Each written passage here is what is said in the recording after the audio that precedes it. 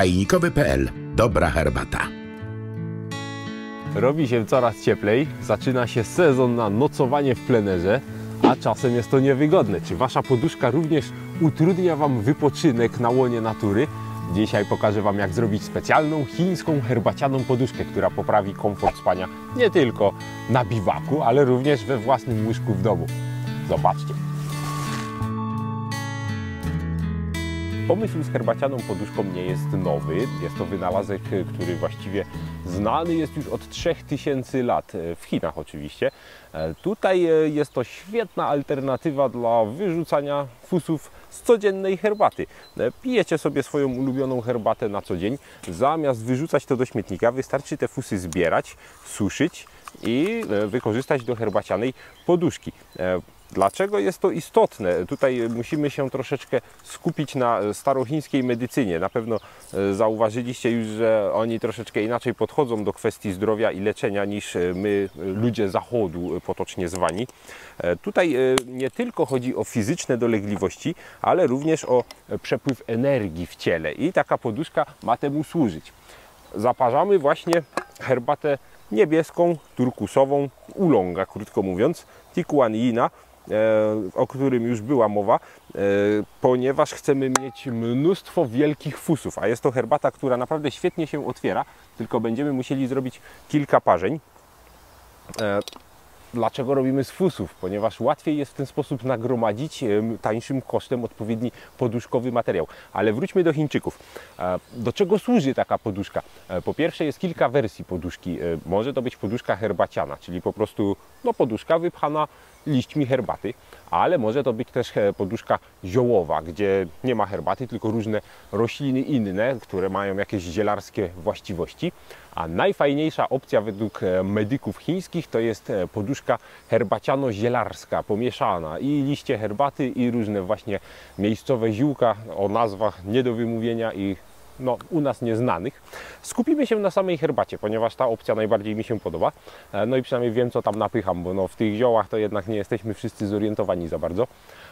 Pomysł był propagowany w VII i VIII wieku przez Sun Simiao, znanego medyka, który pisał traktaty medyczne i zielarskie i między innymi opisywał dobrodziejstwa i zalety herbacianych poduszek, ale także znany powszechnie Lu Yu, który jest patronem herbacianym, wielkim mistrzem, autorem księgi herbaty, żył w VIII wieku i właściwie położył podwaliny pod dzisiejszą historię i kulturę herbaty w Chinach. Ten również bardzo doceniał takie poduszki.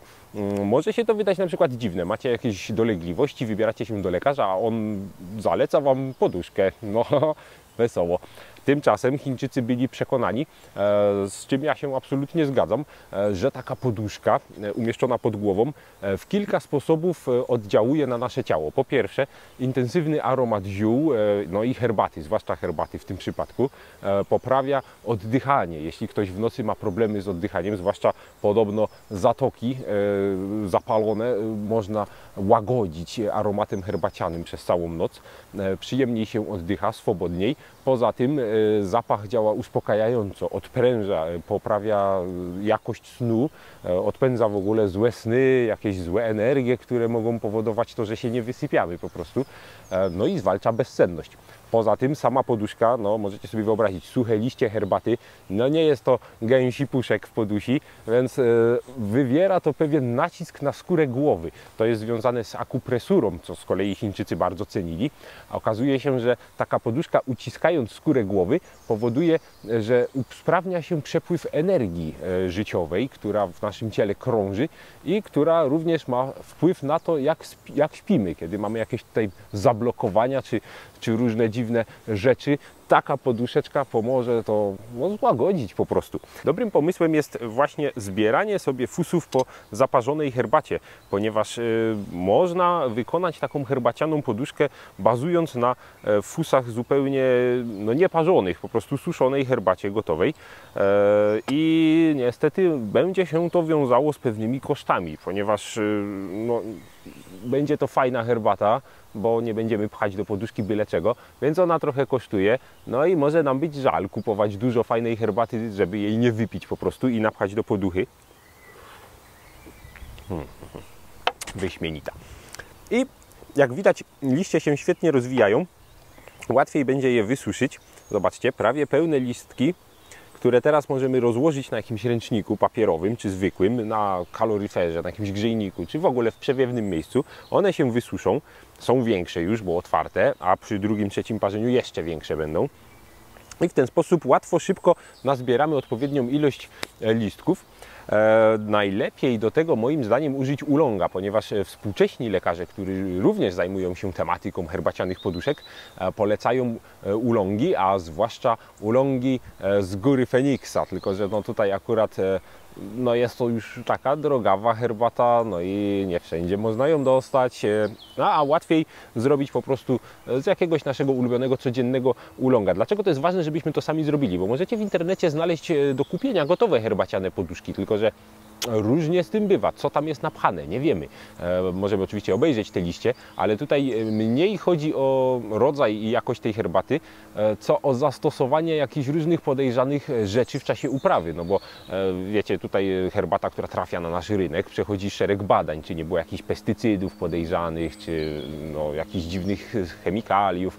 No a tak myśląc marketingowo, no każdy, kto produkuje takie herbaciane poduszki, będzie chciał to zrobić jak najniższym kosztem, będzie brał herbatę jak najgorszą, a nie jest to żywność, więc tutaj nie musi nikt tego badać na zawartość pestycydów czy czegokolwiek, bo nikt nie będzie tego parzył, to jest tylko do poduszki, no a potem my na tym śpimy. No moim zdaniem warto jednak mieć pełną świadomość tego, co jest w naszej poduszce, no i zaparzyć herbatę sobie porządną, jaką lubimy i wtedy zebrać te fusiki. Trochę to trwa, no jednak trzeba nazbierać, zależy czy chcemy taką malutką nie tylko żeby pachniała, czy serio poduszkę pod głowę, na której śpimy.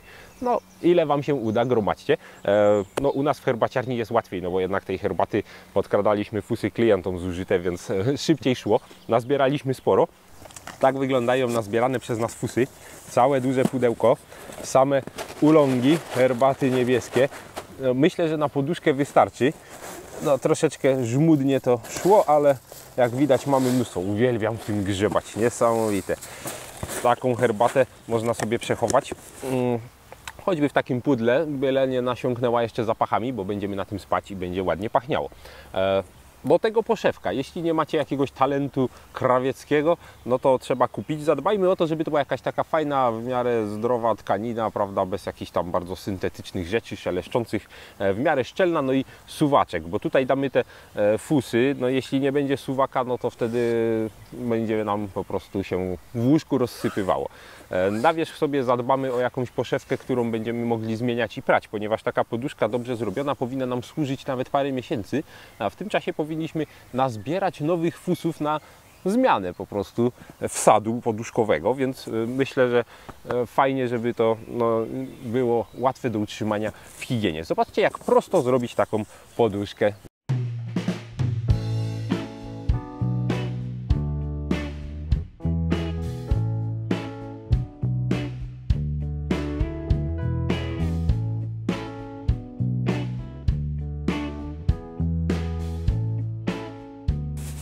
Jak widzieliście, ugniatałem fusy na początku, żeby siłą rzeczy, gdy będziemy na tym leżeć, to i tak się pokruszą.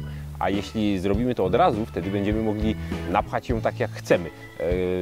Jeśli damy całe liście i pokruszymy to dopiero głową, to na przykład po jednej czy dwóch nocy okaże się, że jest całkiem niewygodna i płaska. Więc warto kruszyć je od początku. Takie fusy później zmieniamy, od razu zbieramy już na następną poduszkę. Wyszła całkiem fajna, wygląda na wygodną, no i pięknie pachnie, niesamowicie. Cudownie. Taka poducha według chińskiej medycyny może być też używana do medytacji. Wtedy dodaje się trochę gryki, żeby było bardziej twarde. Ale do spania powinna być taka. Tylko czy też szeleszczenie nie będzie mi przeszkadzało w spaniu? Raczej nie. Ten zapach, myślę, rekompensuje to w 100%. Poduszeczka na dobry sen, poprawiająca jakość snu, zwalczająca zatkane nosy, zatoki, usprawniająca oddychanie w nocy. Podobno nawet się też nie chrapie, śpiąc na takiej poduszce.